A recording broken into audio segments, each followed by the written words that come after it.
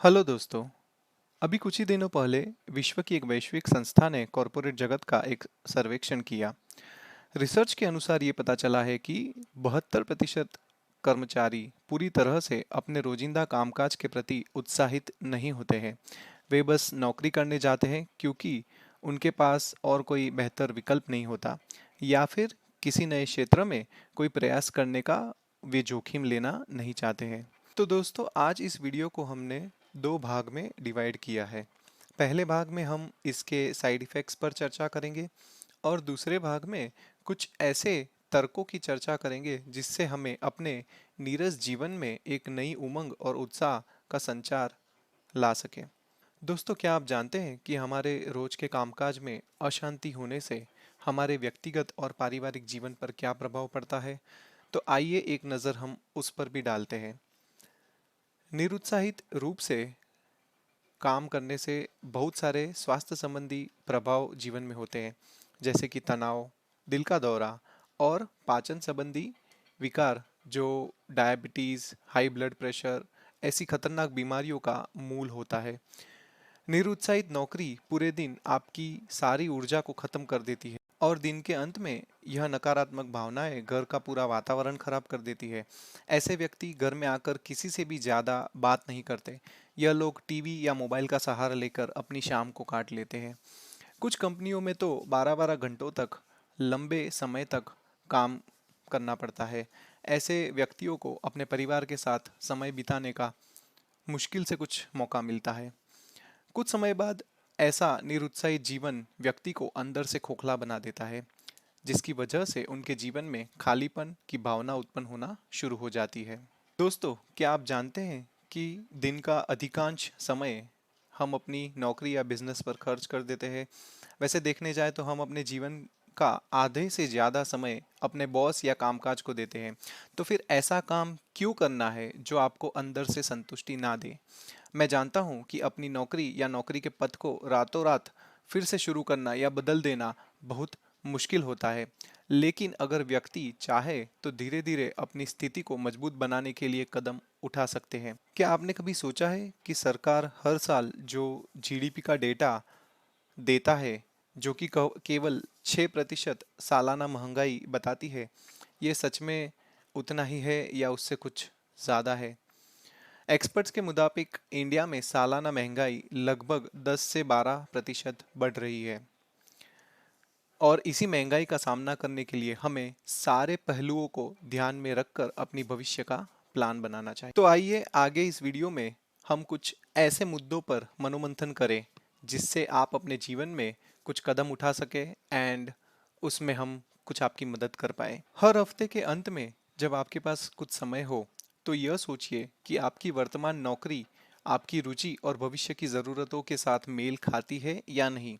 क्योंकि कभी कभी ऐसा भी होता है कि आपकी इच्छित नौकरी या ड्रीम जॉब जिसे कहते हैं वह आपकी वर्तमान कंपनी के अंदर ही आप पा सकते हैं। शायद इसके लिए आपको कोई विभाग या डिपार्टमेंट बदलना पड़े या कुछ नए रोल या नई भूमिका लेनी पड़े।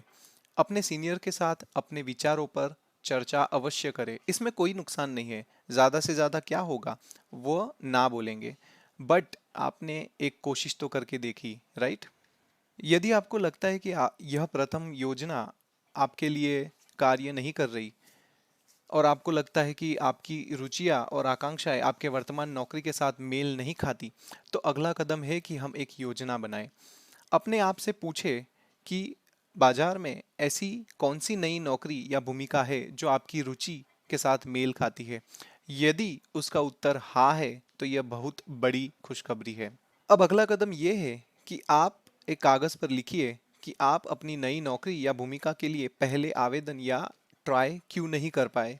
क्या उस नई नौकरी के लिए आपको कोई एक्स्ट्रा स्किल या कौशल की आवश्यकता थी, या फिर आप कुछ नया बिजनेस करना चाहते हैं और उस बिजनेस करने के पहले आप कुछ बचत बैंक में इकट्ठा करना चाहते हैं जिससे आप अपने परिवार को आर्थिक रूप से स्थिर कर सके।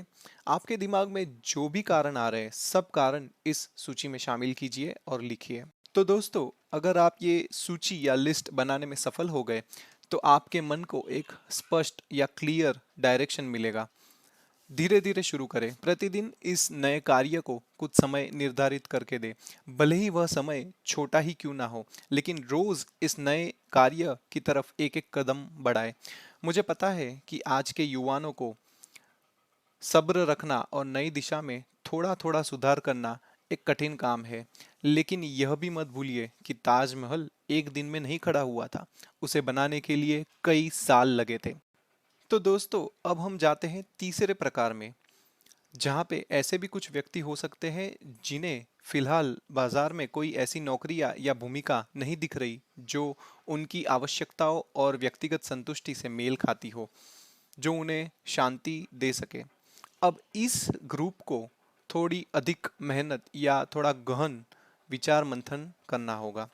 सबसे पहले आपको एक सूची बनानी होगी जिसमें आप अपनी रुचियों के क्षेत्रों को पसंद करेंगे। सोचिए कि आप किस क्षेत्र में सबसे ज़्यादा रुचि रखते हैं। क्या आपको कला पसंद है, या नृत्य पसंद है, या संगीत पसंद है, या फिर आप पीपल मैनेजमेंट यानी इंसानों के साथ अच्छी तरह से व्यवहार करके उन्हें मैनेज कर सकते हैं, आप इंसानों को अच्छी तरह से समझ सकते हैं, या फिर आप किसी बिजनेस में या कहीं इनोवेशन ला सकते हैं, कहीं कुछ नई आइडिया, नई कुछ टेक्नोलॉजी ला सकते हैं। हर इंसान के पास कम से कम एक तो ऐसा कौशल होता ही है जो ईश्वर ने उन्हें दिया होता है। अगर यह आसानी से आपके मन में नहीं आ रहा, तो मैं रेकमेंड करूंगा कि आप अपने माता पिता या दोस्तों के साथ विचार विमर्श करें। आपको आपकी नई कौशल या नई स्किल जरूर मिलेगी।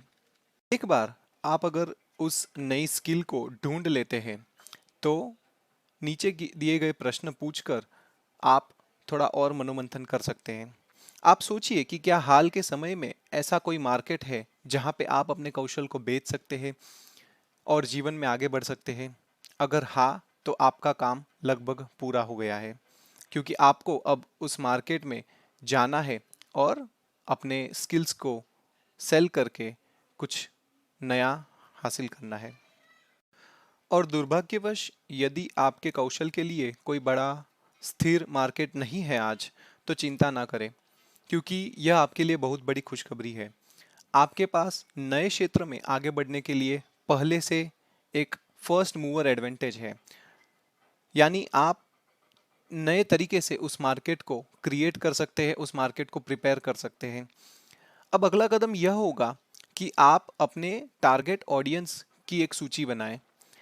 आपके ऑडियंस शायद यूट्यूब या इंस्टाग्राम जैसे सोशल मीडिया का उपयोग करते हैं, या फिर अगर आपका टारगेट ऑडियंस सोशल मीडिया पर कम एक्टिव है, तो आपको नए नए तरीके ढूंढने होंगे कि आप उन लोगों तक किस तरह से पहुंचे और उन्हें अपना स्किल्स दिखाकर अपने जीवन में कुछ आगे कर सकते हैं। दोस्तों, मुझे आशा है कि इस वीडियो के साथ आपको कम से कम कुछ स्पष्टता का स्तर अवश्य मिला होगा, जिससे आप अपने जीवन को रोमांचित कर सकते हैं।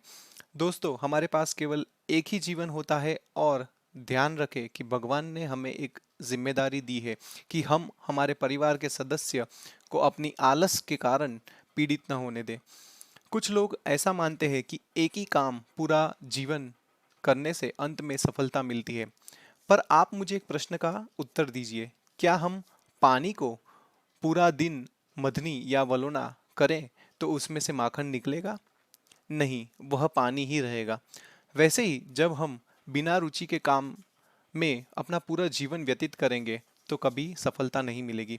दोस्तों, जीवन सच में बहुत छोटा है।